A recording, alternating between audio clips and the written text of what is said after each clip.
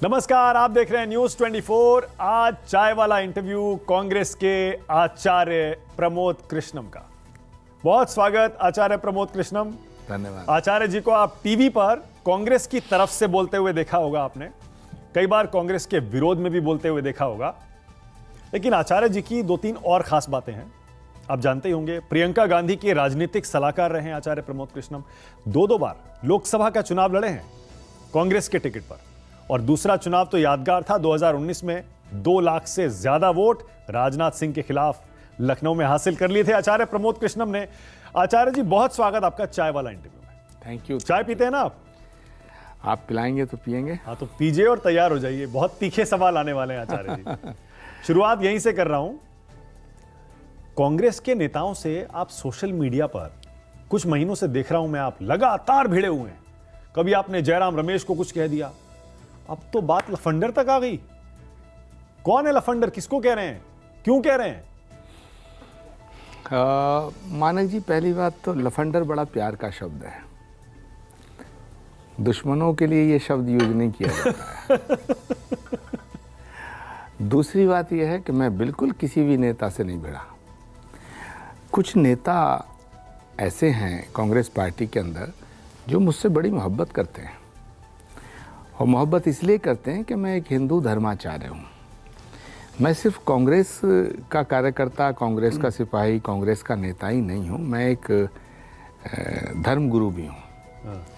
मैं श्री कल्की पीठ के पीठाधीश्वर की सेवा में भी हूँ, और यही सबसे बड़ी प्रॉब्लम है।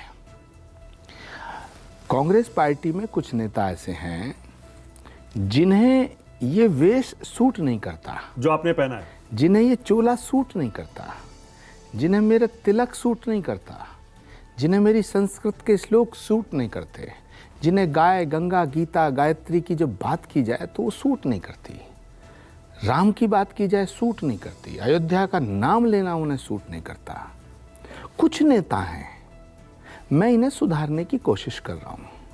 तो नाम लीजिए। और मानक जी, मैं ये चाहता हूँ कि कांग्रेस मजबूत हो। कांग्रेस लगातार कमजोर होती जा रही है। जानते हैं उसका सबसे बड़ा कारण क्या है? सबसे बड़ा कारण है जो एंटोनी साहब की कमेटी की रिपोर्ट में था। ए.के. एंटोनी साहब की जब कमेटी बनी, उन्होंने एक रिपोर्ट दी थी, और उन्होंने ये रिपोर्ट सोनिया जी को दी थी।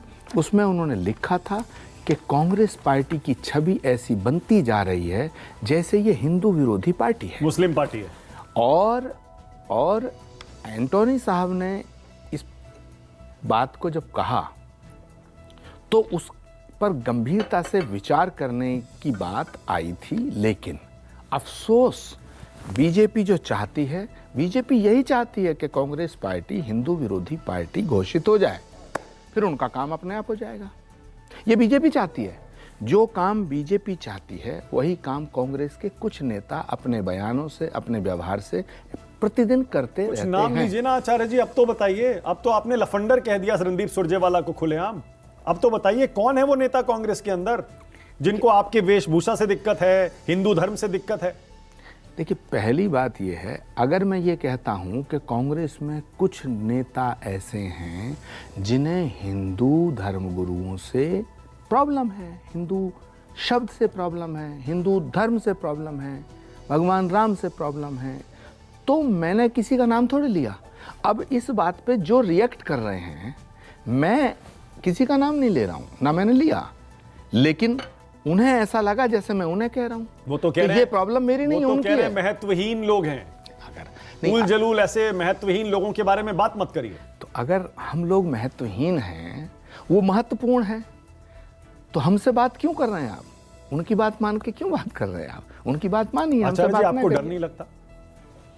रणदीप सुरजेवाला कांग्रेस के अहम महत्व वाले नेता हैं, आपने उनको लफंडर कह दिया सोशल मीडिया पर।